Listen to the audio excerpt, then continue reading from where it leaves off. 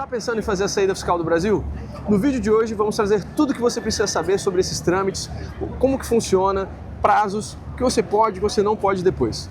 Meu nome é Francisco Littwein, cofundador da SETI. Estou aqui com o Gabriel Wagner. Como é que tá, Prazer, Gabriel? Francisco, tudo bom? Contador aqui, especialista na SETI. E, Gabriel, de onde estamos falando hoje? Bom, Francisco, hoje estamos falando da bonita Avenida Paulista, num belo sábado de tarde. Estamos aproveitando aqui um pouco desse clima que, apesar de estar frio, hoje abriu um sol muito bonito. Estamos na Paulista, dia lindo. São Paulo não é só garoa, não é só chuva. E vamos falar então sobre o tema da saída definitiva. Gabriel, começando então. Vamos Como lá. que a gente tem que pensar na saída definitiva em termos de principais passos? Tá, vamos lá. Eu geralmente divido o processo de saída fiscal em três. Temos, lógico, as duas etapas obrigatórias, que a gente está falando da comunicação e a declaração de saída definitiva, mas eu prefiro pensar também um passo anterior a eles. O que seria? Faça uma leitura do seu patrimônio no momento. Hoje, eu, Gabriel, Francisco, como é que se encontra o meu patrimônio no Brasil? Contas correntes, investimentos, imóveis, empresas, como é que eles se encontram? Eu pretendo vender alguma desses investimentos? Eu pretendo alugar o imóvel? Pretendo passar essa empresa para uma outra pessoa? O momento é agora. Então, primeiro eu faria esse raio-x do patrimônio para garantir que nada deixe passar. Porque também temos uma questão. Existem benefícios fiscais, por poucos que ainda temos no Brasil, como residente fiscal, e tem outros que você vai ganhar quando você virar não residente. Alguns exemplos. Você tem um imóvel, o seu único imóvel que você pretende vender. Você pode aproveitar uma isenção de ganho de capital, que vai até 440 mil. Ou, por exemplo, você pretende vender e comprar um novo imóvel. Também temos outra isenção. Esses benefícios você vai perder quando deixar de ser residente fiscal. Então, o momento é agora. Veja tudo isso, garanta que seu patrimônio está em dia, vocês estão satisfeitos, aí iniciamos a segunda etapa, ou seja, a primeira oficial agora, que seria a comunicação. Maravilha. Estamos a caminho aqui do escritório do Gabriel, que fica na Paulista, então a gente vai caminhando e gravando até lá. É sobre Beleza. isso. Então, pré-planejamento. Chegamos agora na parte da saída fiscal em si. Principais passos, você começou, comunicação. Exatamente. Então vamos lá, a comunicação, ela tem um prazo que você tem que informar entre janeiro até o fevereiro do ano seguinte. Você tem aí em torno de 12 a 14 meses. Consideramos que seja ideal que você entregue dentro do ano ainda, devido a prazo, para que você não perca com essas datas que elas são muito curtas. Porque a partir do momento que acabar o prazo de fevereiro, já estamos falando da outra etapa, que seria a declaração de saída definitiva. Então, vamos supor, você já garantiu o seu próximo país, você já conseguiu a sua documentação provisória.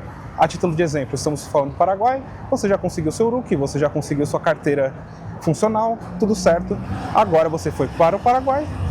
A partir da data que você saiu do Brasil, aí você inicia fazendo a comunicação. E ele é um procedimento muito simples, é um formulário que assim, em menos de 5 minutos você consegue preencher. Você informa a sua data de saída, você informa a sua última declaração, e dessa forma você já está na segunda e última etapa para garantir o seu compliance fiscal com o Brasil. Feito isso, partimos para a última etapa, que aí seria a declaração de saída definitiva.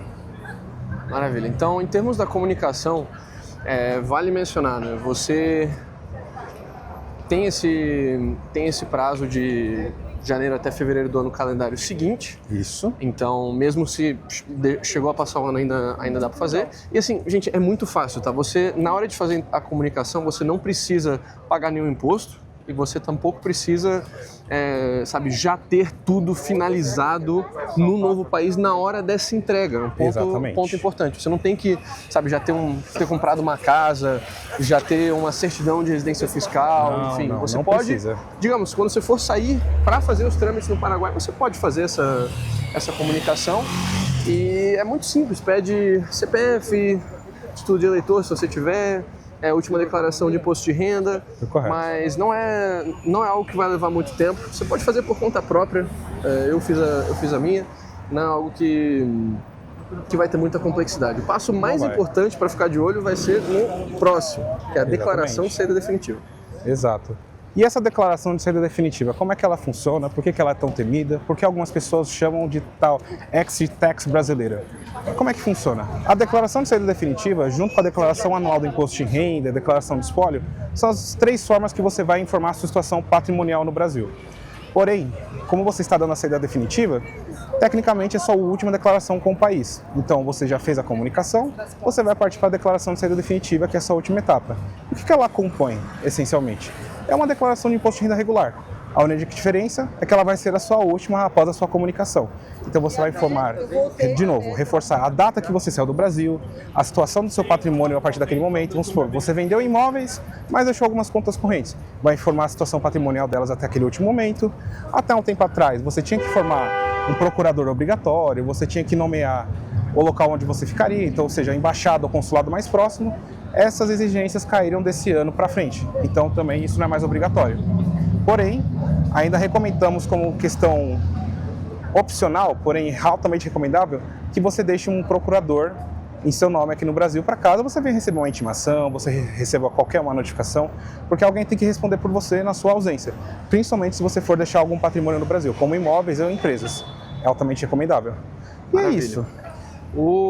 Então, ponto relevante aqui, tá? O Brasil não tem nenhum tipo de exit tax, imposto de saída de fato, como o Canadá tem, a Alemanha tem, a Austrália, Reino Unido, em que você basicamente, eles te taxam na venda imaginária dos seus ativos antes de ir embora, como um ganho de capital de tudo que você tem, porque eles pensam que, já que você vai embora agora, se eu não vou conseguir o meu quinhão, né, tem que pegar ele aqui. Agora. A declaração de saída definitiva do Brasil não é isso. Ela é uma declaração de imposto de renda normal, só que encurtada, na verdade. Ao invés de ser por ano inteiro, é uma declaração parcial sobre o tempo do ano. A declaração de saída fiscal do Brasil, ela é uma declaração parcial pela parte do ano que você ainda estava. Exatamente. Se você saiu, digamos, em julho, você vai declarar de janeiro a julho. Exatamente. E aí o resto do ano você não tem que declarar mais. Então você se poupa dessa maneira da obrigação de declaração. Maravilha. É sobre isso mesmo. Então, entregue a declaração, o prazo da declaração, inclusive, é importante mencionar? Coisa importante. Então vamos lá. Conforme você fez a sua comunicação, você executou o prazo dentro de janeiro a fevereiro do ano seguinte, iniciamos a declaração de saída. Quando é que ela ocorre? Igual com a data de declaração de imposto de renda regular, de março até maio. Esse ano foi do dia 15 de março até agora 30 de maio, então esperamos que ano que vem a data vá se repetir.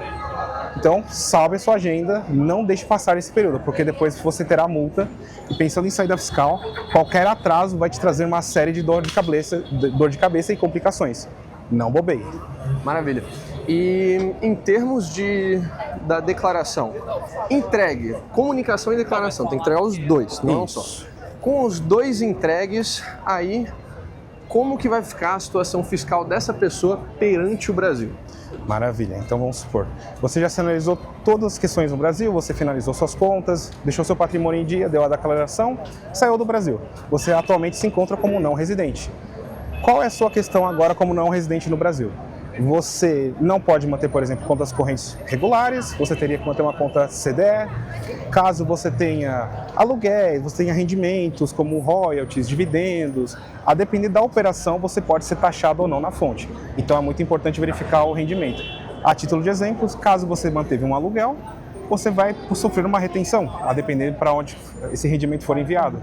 Em via de regra, você mandou um rendimento de um aluguel para um país regular, vai ser 15%. Se for para um país considerado paraíso fiscal, vai ser 25%. Essa é uma das retenções. Até um tempo atrás, você tinha, por exemplo, um rendimento como uma previdência, ou uma aposentadoria, uma pensão. O INSS fazia a retenção. Porém, atualmente, por lei, caiu, então não temos mais essa questão. Então, se preocupe lá atrás, conforme a gente tinha iniciado na pré-etapa de saída fiscal, verificar a situação dos seus rendimentos, do seu patrimônio, para que justamente você não venha a sofrer nenhuma retenção indevida. Você vai, por exemplo, remeter um dinheiro para fora e do nada você falar: poxa, mas o que aconteceu com o meu dinheiro que ele ficou parte descontado no Brasil? Pois bem, essa foi a etapa que ela merece realmente uma atenção extra, para que você não sofra de novo com essa questão de um desconto indevido. Isso. Como vocês podem ver, assim, o Brasil tem seus benefícios para quem é residente, como foi mencionado na venda do imóvel, mas ele também tem benefícios para quem é não residente. Então, no caso, se você tem um imóvel na PF e se muda para um país que não é paraíso fiscal para o Brasil, aí você vai ter o imposto de renda caindo, né, do seu aluguel de 27,5% para 15% fixo. Então aí você está praticamente metade do imposto. Em relação a aluguéis, pode fazer muito sentido para quem é investidor de imóveis e que ainda não tem um patrimônio que faça sentido ter uma hold, né? Com hold a gente também teria uma alíquota diferenciada.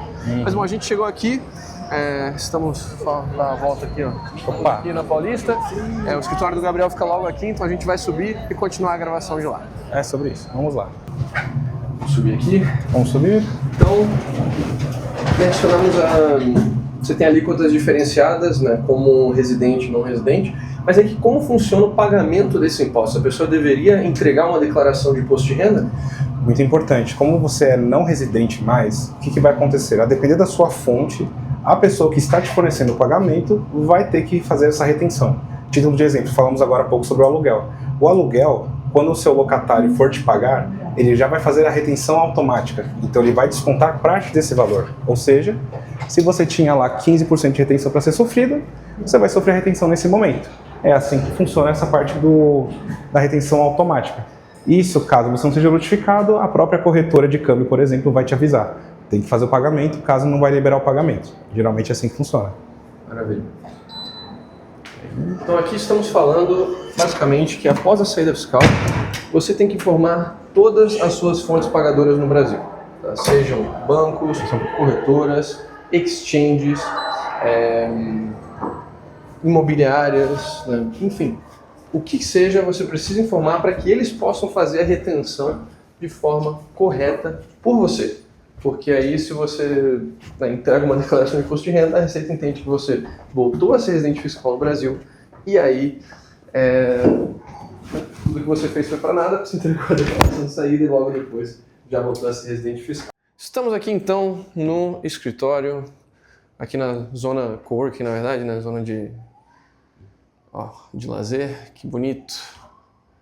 Essa é a vista de São Paulo. Prédios.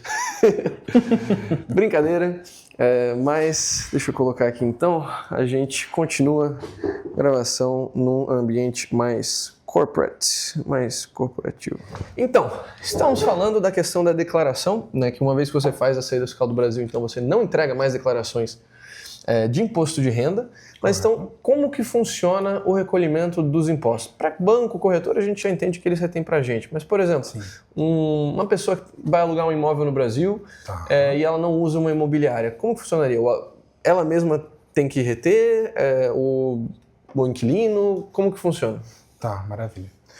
Então assim, quem for fazer o pagamento, geralmente que fica o responsável para a pessoa não residente. Tanto pessoa jurídica como pessoa física. Caso, vamos supor, você constitui uma holding, agora essa holding controla seus imóveis no Brasil. Quem estiver utilizando como locatário vai ter que fazer o pagamento retido, ou seja, você tem lá R$1.000 de aluguel, seu pagamento vai ter que ter 15% de retenção. Então, eu, locatário, aluguei o seu imóvel, 15% eu vou fazer a retenção, eu mesmo vou ter que refazer o recolhimento dessa DARF e o restante depois vai ser remetido para essa conta CDE, para essa conta que vai para o exterior, enfim, ela é feita por mim, por exemplo.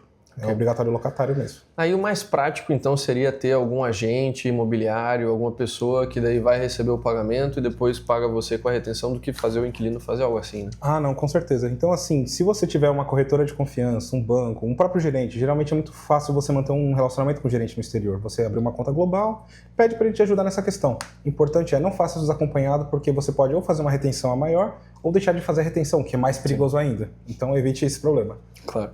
A gente mencionou que fazendo a saída fiscal do Brasil, você não entrega mais imposto de renda e se você entregar, você volta a ser residente. Então essa é uma das possibilidades de voltar a ser residente fiscal. A qualquer momento que você quiser quiser voltar para o Brasil, na verdade, e você fez a saída fiscal, só entregar uma declaração que o Brasil entende que você voltou. O segundo cenário em que você volta a ser residente fiscal é justamente com a regra dos 183 dias, que é uma regra aplicada a nível internacional, a maioria dos países usa, mas cada país tem suas implementações diferentes. Como que funciona essa questão dos 183 dias para voltar a ser residente fiscal do Brasil? Maravilha, tá. Como é que funciona? A gente não conta esse período por anos calendários, então ele vai contar a partir da data que você solicitou a comunicação. Então vamos supor, hoje é dia, na data desse vídeo, dia 16, então dia 16 de agosto foi o dia que eu de fato embarquei no avião e fui para fora. Ok. Dessa data para frente, contamos mais 12 meses, ou seja, até 16 de agosto de 26, e nessa janela você não pode passar mais do que 183 dias no Brasil. Isso é obrigatório e iremos mencionar também questões como controle migratório, que vai te ajudar a monitorar isso de uma melhor forma. Independente, você tem lá o seu controle, você pode ir para o Brasil, voltar, você pode voltar para o seu país, vir para o Brasil, desde que você não passe dessa janela. O importante é, se você exceder, por mais que um dia que seja de 183 para 184, pode desconsiderar todo aquele seu planejamento, porque de fato você voltou a ser residente. Então tome muito cuidado com viagens de forma frequente, principalmente você que caso venha morar em países na fronteira, como Argentina, Paraguai, Uruguai, que é muito comum, principalmente, ter esse controle migratório que é mais flexível. Então, tome cuidado para você não overstay o seu tempo aqui no Brasil. Apesar de estar próximo da família, tenha os seus resguardos para que você não tenha esse problema lá na frente. Claro. Então, aqui, lembrando, por ano calendário, não é por 12 meses. Então, não é que dia 1 de janeiro resetou a contagem, está em 0, você pode passar mais 6 meses. Sempre numa janela de 12 meses. Você pode, no site do IGOV, pedir um certificado de movimentos migratórios para a Polícia Federal para mostrar exatamente o tempo que o Brasil sabe que você entrou e saiu e, né, quanto você ficou, para você poder fazer a conta. Mas se você anotou os dias que você viajou, enfim, eu recomendo muito você, seja usar uma planilha de Excel, seja usar algum site para fazer esse tracking, para você ter esse calendário mesmo. Eu vou deixar aqui um screenshot, ou aqui, não sei onde vai ficar melhor, mas vocês podem ver, eu uso a Nomads.com, é uma plataforma para nômades digitais, que você tem várias funcionalidades, mas a principal ali que eu estou mencionando para esse vídeo, é que você pode fazer um log de todas as suas viagens, para onde você foi, e aí ele te dá um calendário de residência fiscal, dizendo exatamente quanto tempo você ficou em cada país, e aí quanto tempo você ainda pode ficar no país. Então, lembrando, digamos, se eu vim no Brasil em janeiro, aí depois fui embora, depois eu volto ao Brasil em dezembro, ok, cada dia que eu estou passando em dezembro vai contar mais um. Só que daí quando eu entrar no janeiro seguinte, o dia que eu estou passando conta mais um, só que o dia lá atrás conta menos um, porque agora já passou a janela. Então ele te diz, sabe, você ficou 120 dias no Brasil esse ano, mas se você viesse para passar tempo, você ainda pode passar, sei lá, 90 dias, não só 60, porque está perdendo o tempo dali de trás. Então, recomendo vocês darem uma olhada na plataforma. Perfeito. Então, 183 é o principal critério, é o critério mais automático, né, de verificação, mas além disso a gente tem outro conceito que também é aplicado a nível internacional, que pode te tornar residente fiscal no Brasil novamente, critério número 3, que é a questão de centro de interesses vitais. Como que funciona isso, Caldeira? Então vamos lá, Francisco. Novamente, temos acordos para evitar a questão da bitributação entre países, né? O Brasil tem uma série de acordos e esses critérios que vão ser avaliados para você desempatar ou não na questão tributária. Um deles seria essa questão do centro de interesses econômicos, centro de interesses vitais. Ele tem uma série de derivações de nomes.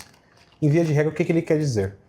Todos os seus vínculos econômicos, emocionais, sociais que você possa manter com o Brasil ainda. Dando título de exemplo.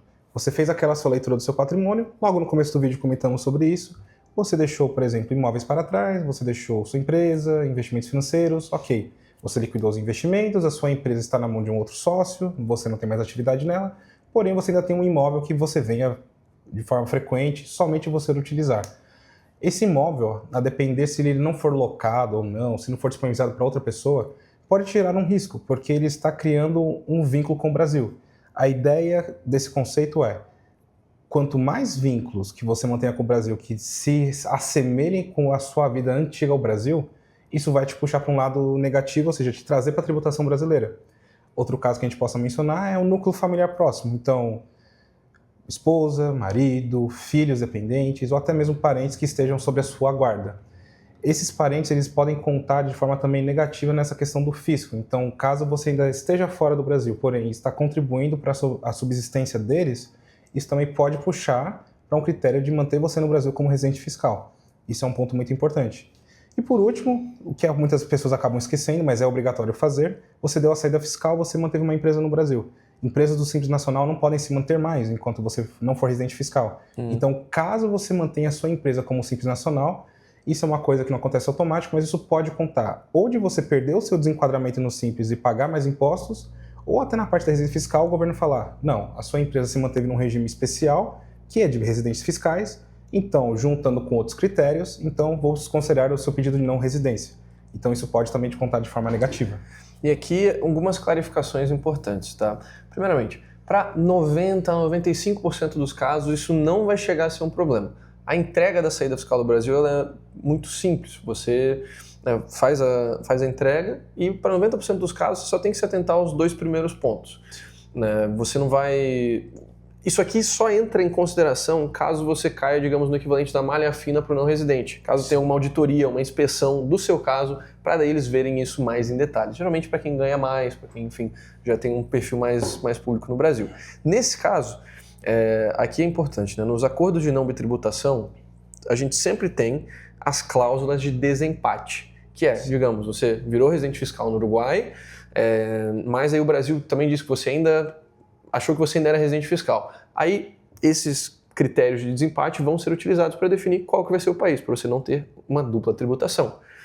E justamente, geralmente são 4 ou 5 critérios que vão estar abordados nesses acordos, e eles são os que você tem que prestar mais atenção, porque são os que são mundialmente reconhecidos. Então, como o Gabriel falou, número 1 costuma ser disposição de uma habitação permanente. Então, se você tem um imóvel, não tem problema ter imóvel no Brasil, mas se você aluga, se você põe no Airbnb, se você põe alguém na família que pelo menos vai alugar, vai morar lá, e você usa como casa de férias, parte do ano, não tem problema.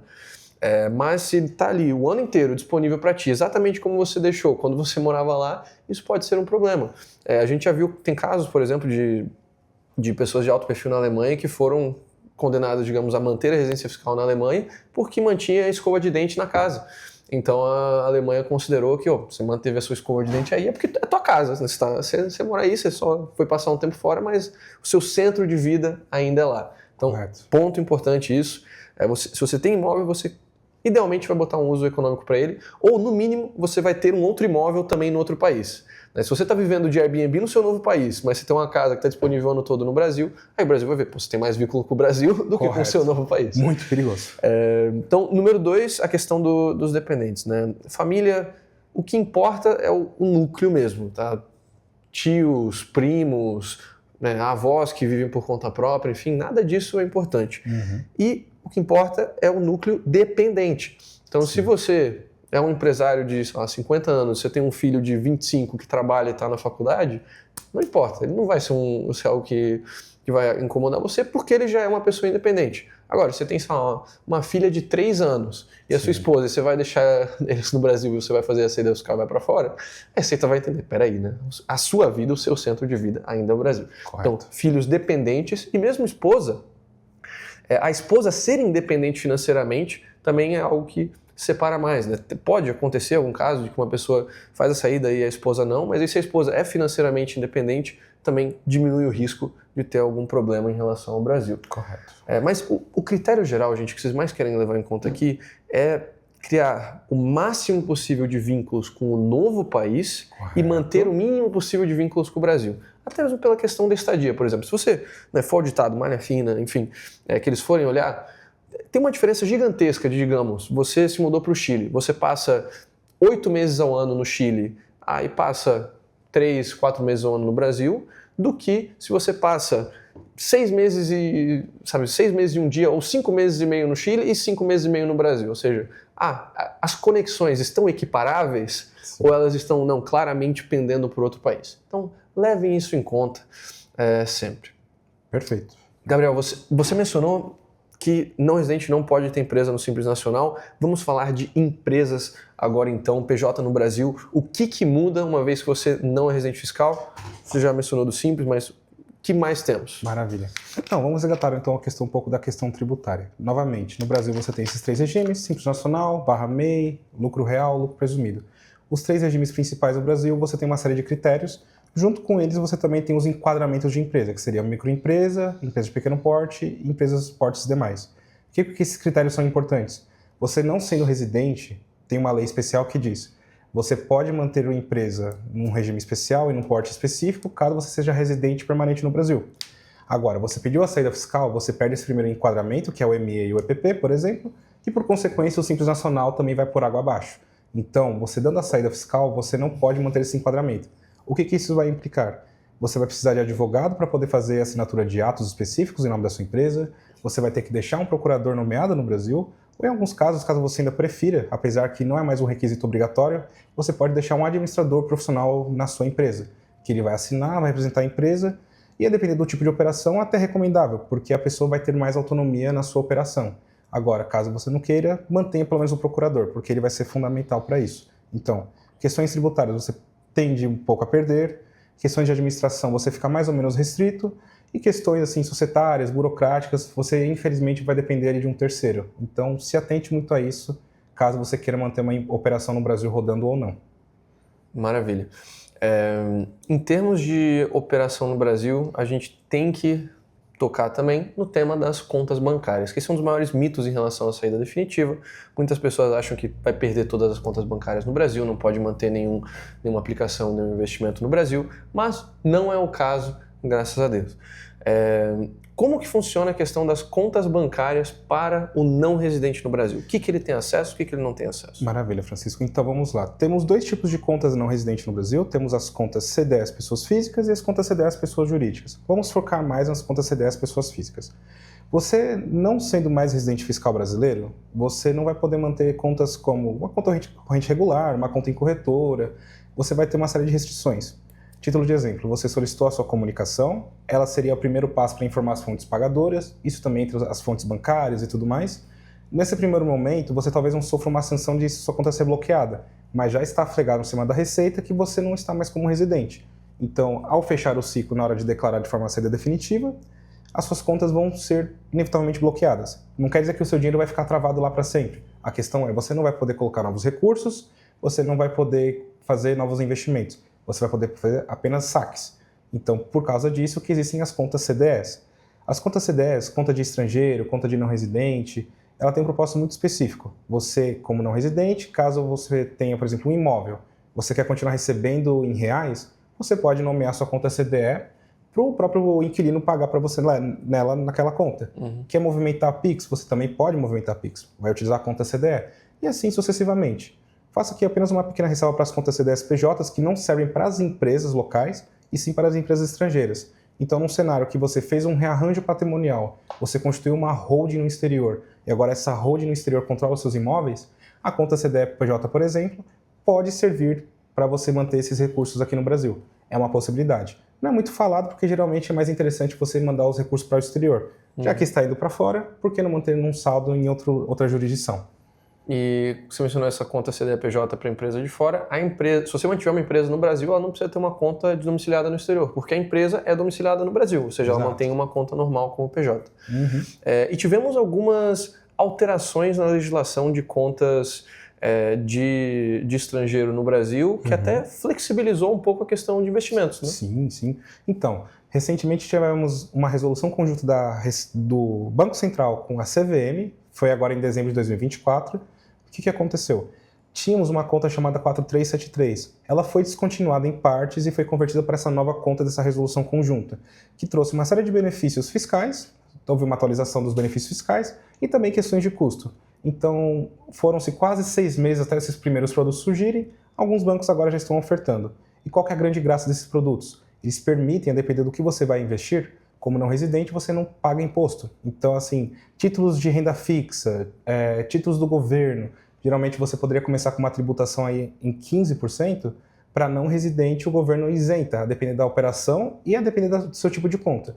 Então, junto com a conta CDE, também temos essa nova conta de investidor estrangeiro, que ela é um produto muito interessante. Sim. E não só tem isenções de imposto de renda, né, de ganho de capital, como também tem isenções de IOF, né? O investidor estrangeiro, quando ele vai sacar daí rendimentos de dividendos, juros provenientes do Brasil, ele consegue ter essa retirada sem o IOF, que é algo que, né, o Brasil entende que o investidor estrangeiro não vai aportar capital se ele tiver que ter uma patifaria dessas que não tem em nenhum outro lugar que preste no mundo. Então, o Brasil tem essa isenção do IOF, um benefício para levar esse dinheiro para fora. Então, assim, só recapitulando, né? Conta domiciliada no exterior, as contas básicas, assim, você vai ter Pix, você ainda pode mandar e receber Pix, você pode ainda ter cartão brasileiro, você pode até acoplar com uma conta global, né, nesses bancos para ter uma conta em dólar ou uma conta em euro na própria instituição. Em praticamente todos eles você consegue investir em CDBs do próprio banco. Aí agora, com a mudança da legislação, estão alguns trazendo aí renda fixa, mas para conta completa, com a isenção fiscal, né, para investidor estrangeiro, aí você também consegue investir em mais produtos. E, muito importante, o custo também é diferenciado, né? Então, para essas contas mais básicas, a gente está falando, tem contas que fazem de graça, a manutenção, né, para ter a conta, e tem algumas que cobram, sei lá, R$30 ao mês, né, não é muito grande. Já para conta de investidor estrangeiro, aí a gente está falando de um produto que pode ter um custo mais elevado, está falando até de, digamos, R$20 mil ao ano, R$40 mil ao ano, dependendo da instituição. Então, aí você tem que avaliar qual que faz mais sentido para você. Para quem tem um patrimônio mais elevado, né, pode fazer bastante sentido você pagar mais na conta para daí ter a isenção fiscal, porque daí o que você economiza de imposto já se pagou, mas para quem vai investir pouco, pode manter num CDB ali do banco e manter algo ali investido. Ponto importante, questão de instituições. Claro. Quais instituições hoje em dia já permitem o não residente ter conta e quais, infelizmente, a pessoa vai ter que fechar porque não tem uma solução para eles? Maravilha. Então, assim, de instituições que são bem famosas no mercado, temos, por exemplo, o Banco Rendimento. O Banco Rendimento, há muito tempo atrás, ele foi um banco pioneiro. Então, assim, ele surgiu primeiro com a sua conta CDE, pessoa física, e depois veio com a sua conta CDE, pessoa jurídica. Hoje em dia, temos soluções mais robustas, baratas, versáteis, a depender do seu tipo de perfil de investidor ou de pessoa. Então, certamente, considere outras opções. Temos, então, Banco Rendimento, o BTG, temos bancos digitais como o Banco C6. Falando sobre bancos tradicionais, temos também o Banco Santander, que ele também permite uma conta global e também uma conta CDE, então é um produto bem interessante. E assim também temos questões para, como conta CDE PJ, temos o Banco BS2 e assim vai indo. Esses são alguns dos bancos que nós conhecemos, que temos produtos sim de confiança. Agora, caso você mantenha uma conta, vamos supor, no Banco Inter, no Banco Nubank, pelo menos até a data desse vídeo, não temos esse produto ainda disponível nesses bancos. Então, assim, o Nubank, caso eles venham inventar uma nova conta que de fato seria muito interessante, no momento não temos. Mas quem sabe no futuro isso vai ser disponibilizado. Isso é algo que você já pode começar a fazer antes da saída fiscal, que é justamente a migração de ativos de bancos que não permitem uma conta de não domiciliado para uma instituição que sim tem essa possibilidade, né? Já pode fazer essa preparação antes de fazer a sua saída. Estamos falando de bancos, estamos falando de mover dinheiro. Acho que aqui um tema muito importante, uma vez que a pessoa faz a saída fiscal do Brasil, geralmente ela também vai liquidar a parte dos investimentos, talvez vai vender um imóvel, enfim, e vai querer levar o dinheiro para a sua nova jurisdição, para a jurisdição da sua holding. Quais são as principais maneiras de retirar, então, esses recursos do Brasil, levando em conta a forma mais otimizada em relação tanto ao imposto de renda quanto IOF? Tá, maravilha. Então temos uma série de formas que você pode mandar seu dinheiro para o exterior. Eu acho que tem que ser avaliado de forma criteriosa o que você está buscando fazer. Vamos supor, você decidiu vender um imóvel. Esse imóvel ele vai ser utilizado para, depois que ele foi vendido, vai ser utilizado para fazer uma recompra, ele vai ser utilizado para uma aplicação financeira, vai manter no Brasil, vai mandar para o exterior. Então você primeiro faz a venda. Atualmente temos regras do IOF que agora praticamente todas as alíquotas estão em 3,5%. Então, de fato, a moneta... Agosto de 2025. Está mudando... Caso não venha nenhum novo decreto, nenhum novo artigo do STF, enfim. Exato. Essa discussão, no momento, está assim, 3,5. Então, remessas normais vão ser tributadas dessa forma. Qual que seria uma saída interessante? Você pode mandar esse recurso do exterior, por exemplo, para o exterior no Brasil, usando, por exemplo, um fundo de investimento. Então você, pessoa física, vai fazer uma aplicação financeira num fundo de investimento no exterior, ao invés de pagar 3,5%, você vai pagar 1,1%.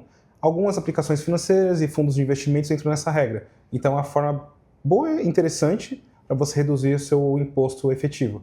A título de exemplo, o Wise, eles lançaram um produto, assim, é um produto de risco, então é um produto de renda variável, verifica as regras diretamente com o banco, mas a modalidade do produto permite que você faça essa redução tributária, porque você mandou a título de investimentos. Essa é uma saída. Outras formas que algumas pessoas acabam atrapalhando é usando mútuos. Os mútuos são aqueles contratos de empréstimo que têm um prazo determinado. Antes dessa mudança do IOF, contratos de mútuo de até 183 dias, de 180 dias ou mais não pagavam IOF. Agora você precisa de pelo menos 1 ano de contrato para você não pagar IOF. Então, assim, a depender do que você for executar, o contrato de mútuo pode ser um veículo interessante, porque você vai mandar esse dinheiro para fora ou para dentro com IOF a zero. Então, vale verificar com o seu advogado, a depender da sua estratégia, para você zerar esse imposto. E por último, só fazendo um comentário aqui que eu acho que vale a pena, a depender do volume do patrimônio e tudo mais, se você no Brasil constituir um fundo regulamentado pela CVM, com todas as regras cabíveis pela lei, o fundo de investimento brasileiro, fazendo aplicações financeiras no exterior, não vai pagar nada de IOF. Essa é uma das pouquíssimas exceções da lei que vai permitir de fato essa questão. Porém, de novo, é um produto bem específico, cabe avaliar conforme a sua estratégia. Muito bom. E, como mencionado, também existem possibilidades para o investidor estrangeiro que daí traz capital para o Brasil, investe no Brasil e depois remete esse capital para fora sem IOF. E o brasileiro estrangeiro, né, também pode acabar se qualificando aqui. E, por exemplo, nesse investimento, digamos, né, 1.1, se a pessoa vai investir direto no exterior, uma vez que ela mandou para fora, que já está investindo num fundo em dólar, se ela quiser depois, né, resgatar esse ativo de dólar para dólar, aí tampouco vai ter IOF, porque o ativo já está no exterior. Exatamente. Então aqui, lembrando, não é que você tem que investir num fundo e para sempre deixar no fundo. Você já não é residente, se você vender ali e tiver algum ganho de capital, dependendo do seu país, você não vai pagar nada. Sim. E aí depois já está em dólar, o recurso já foi internacionalizado. Perfeito. Ponto muito importante. Acho que vale mencionar também a questão de cripto, né? Tem muitas maneiras que a pessoa pode daí trocar de real para cripto, potencialmente sem nenhum controle da Receita Federal, e que não haveria recolha automática do IOF. Mas incidiria ainda o IOF nesse caso, se a pessoa, digamos, comprar alguma coisa e ter um ganho ali? Não, vamos lá. O IOF, o IOF ele realmente vai incidir principalmente sobre operações financeiras, né? Então, o imposto sobre operações financeiras, então estamos falando de transferências, crédito, investimentos e assim sucessivamente. Onde é que a criptomoeda se enquadra nessa grande seara no Brasil? É uma questão muito desregulamentada, então temos uma zona cinzenta importante aqui no Brasil. Então, desde 2022 temos, por exemplo, o decreto-lei que falou sobre o marco legal das criptomoedas, que colocou essa discussão na mão do Banco Central. Bom, passando anos e anos, o Banco Central ainda está com essa pauta na mão, temos ali discussões que vão se acendendo, vão depois diminuindo. A questão é, criptomoeda, a depender da forma conveniente, a Receita Federal vai considerar como investimento, tem outros que vão considerar como uma forma de deslocar dinheiro, então tudo depende da forma que você vai utilizar esse instrumento. Dito isso, é mais provável que você pague um imposto de renda do que de fato pagar um IOF. Então, caso você desloque um criptoativo do Brasil para o exterior, isso pode até ser entendido como uma transferência de custódia, então talvez nem recaia o IOF. Agora, se isso for considerado como uma operação de câmbio, o que é meio difícil, mas caso, a depender do enquadramento, te considerem isso, em tese você deveria ter recolhido o IOF sobre essa operação, seja uma venda, seja uma compra, seja um investimento no exterior. Novamente, você dá para equivaler conforme cada tipo de operação está sendo feita, tentar emular com ser um investimento, ser uma aplicação, e assim vai indo. Falando do tipo de maneira que vai tirar o dinheiro do Brasil, né? Acho que vale mencionar também é que não recomendamos, a menos recomendada de todas, que é a questão de importação de serviços. A gente já viu alguns casos de clientes que pensavam em algo assim, e, opa, peraí. Se você, digamos, abriu uma empresa offshore, abriu sua LLC americana, abriu sua LTD panamenha, sua Free Zone Company em Dubai, e você ainda mantém uma PJ no Brasil, você pode acabar tendo a ideia de, vou fazer com que a minha empresa lá fora mande uma conta, né, uma prestação de serviço para a PJ no Brasil, para daí ir sacando esse dinheiro de uma empresa direto para outra, sem ter que passar pela minha pessoa física. Qual que é o problema nessa situação em termos de imposto de renda, Gabriel? Quem dera que fosse apenas só imposto de renda, viu, Francisco? Então, no Brasil não é que temos um imposto de importação de serviço, mas assim, ele é um aglomerado, então temos uma série de impostos dependendo da sua atividade. Vamos supor, você tem aí um serviço de tecnologia, você é um software, você tem um SaaS, por exemplo. Você tem lá seus 1.000 assinantes mensais. Você tinha sua limitada, você abriu uma offshore e você agora remete esse valor, por exemplo, via uma operadora de cartão de crédito, por exemplo. Esse dinheiro indo para o exterior, ele vai recolher impostos como imposto retido na fonte, que pode variar de 15% a 25%, a depender se vai ser para um paraíso fiscal ou não, considerando aquela lista negra da Receita Federal. Temos também PIS, COFINS e ISS importação, ou seja, é enquadrado no regime do lucro real, ou seja, 9,25%, tanto de PIS e COFINS, e também temos o ISS, que é de 2% a 5%, a depender da sua atividade escolhida. E aí, por último, também temos o CID de contribuição, que aí é uma tributação específica para alguns recolhimentos ali como tecnologia, royalties, assim sucessivamente. Então, nessa grande saladinha de palavras, juntando tudo isso mais o IOF, a gente pode falar de uma tributação que se inicia aí desde os seus 35%, podendo passar de 50%. Então, uma coisa que pode de primeira mão parecer barata, mas aí quando você for nos detalhes, nas nuances, pode ficar muito caro, muito rápido. e talvez nem venha afetar a sua operação diretamente. O problema pode ser até o seu cliente. Então, o seu cliente pode, por desconhecimento, não estar fazendo esses recolhimentos, porque tanto pessoa física e jurídica tem que recolher esses tributos, mas ele estando recolhido, ele pode sofrer uma sanção e deixar de assinar o seu produto, por exemplo. Então, tudo aquilo que você construiu como empresa pode, infelizmente, pôr água abaixo. E aqui é importante mencionar, isso era algo que não era tão aplicado no passado, né? Apesar de existir a regulação, mas agora os bancos mesmos já estão retendo, se eles verificam que você está fazendo uma remessa internacional para pagamento de um serviço, eles mesmos já recolhem. Então, leve isso em conta também. Para quem vai manter negócios no Brasil, aí tem que avaliar como que vai realizar isso, né? Dependendo do caso, se o cara está vendendo e-book para pessoa física, e, enfim, para a maioria dos casos isso não vai ter vai ter um controle, uma coisa assim, mas especialmente para quem está no ramo B2B, para quem está fazendo contratos com grandes empresas no Brasil, vai ter remessas, enfim, pode fazer sentido a pessoa manter uma filial no Brasil para essa prestação de serviços, ou se não, no mínimo, num país que não esteja, né, na lista negra, para reduzir essa retenção, para isso que tem acordo com o Brasil. Dois temas que eu gostaria ainda de tocar antes da gente finalizar esse vídeo: questão de FGTS e INSS, a pessoa que sai do Brasil, como que funciona? Ela ainda consegue movimentar? Se ela está próxima, talvez, ali na data de aposentadoria, pode seguir contribuindo? Como que funciona? Maravilha. Então vamos lá, falando um pouco sobre o FGTS, Francisco. Temos aquelas regras tradicionais que você pode recolher o FGTS em uma série de questões. Demissão, questão de doença, aposentadoria e assim sucessivamente. Raramente você vai conseguir fazer o saque integral do seu fundo, mas a depender do que você está passando, você pode somar um ou dois critérios e isso pode chegar próximo do valor total.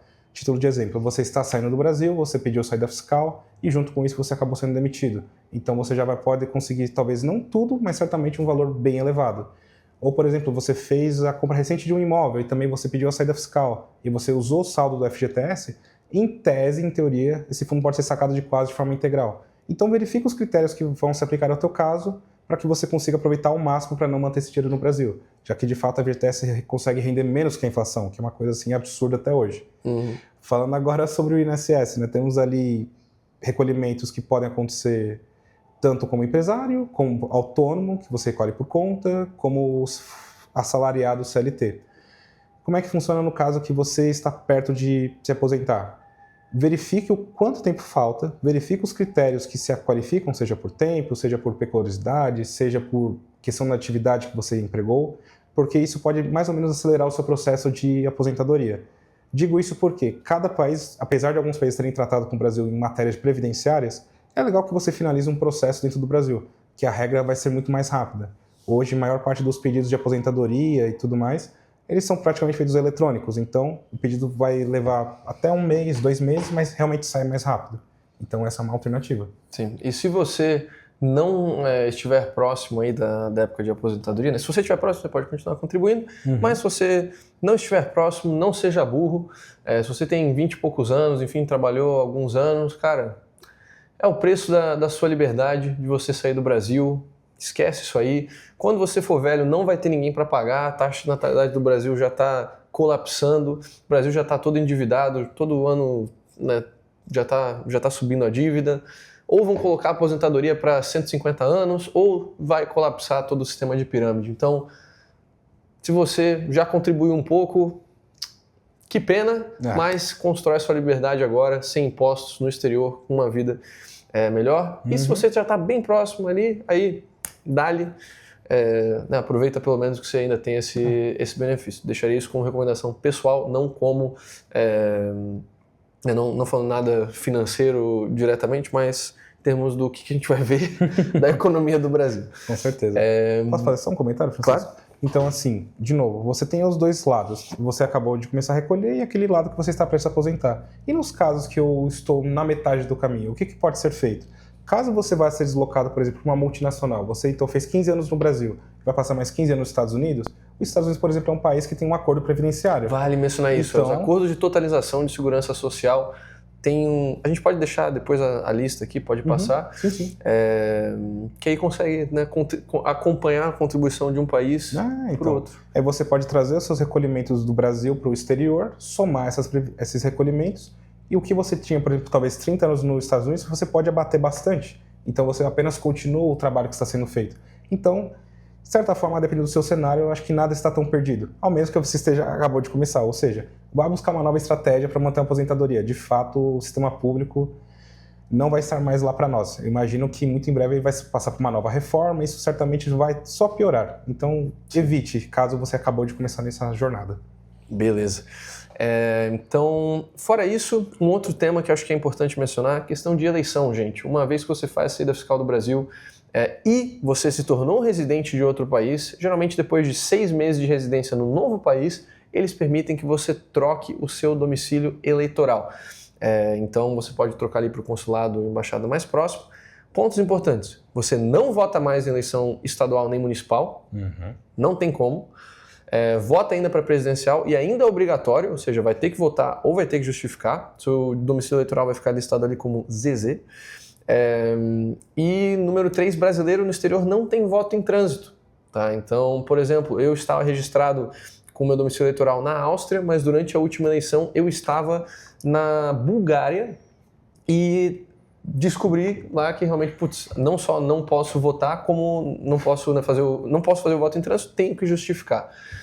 Infelizmente funciona assim. Então, se você estiver no Brasil ou em outro país que não o seu país de registro, você não vai poder votar nas eleições. Tá? Mas é basicamente isso. Não é muito complicado. Que mais? Acho que a gente já esclareceu praticamente todos os principais temas da saída fiscal do Brasil. Às vezes vem algumas perguntas assim, tipo, rápidas, assim, só para finalizar. Claro. Funcionário público pode fazer saída fiscal do Brasil? Claro, porém, algumas ressalvas. Verifique primeiro com o estatuto da sua área, porque cada regimento interno vai exigir que você se mantenha no Brasil ou não. Por exemplo, já teve caso de auditor fiscal brasileiro que foi para o exterior, solicitou a saída fiscal e depois foi punido pelos órgãos internos no Brasil, ou seja, temos a Receita Federal e temos o CARF que julgam esses recursos administrativos. O CARF julgou improcedente que, enquanto servidor público federal, ele não poderia ter feito a saída fiscal. Então, novamente, verifique em qual categoria você se encontra, né? Verifique de fato com o seu órgão ali regulador, para ver se você pode fazer esse procedimento ou não. Em via de regra, você pode, porém, de novo, é bem raro que isso aconteça, porque você sendo servidor, a ideia é que você esteja vinculado ao Brasil. Sim. Então, ao menos que você seja um embaixador, um funcionário de embaixada, e ainda assim, a chance de você ter um vínculo fiscal com o Brasil ainda continua, porque você ainda está prestando serviços para o Brasil. O rendimento desse trabalho ele ainda vai ser tributado e retido, né? O que ele pode ter isenção seria dos rendimentos estrangeiros. Com certeza. No máximo.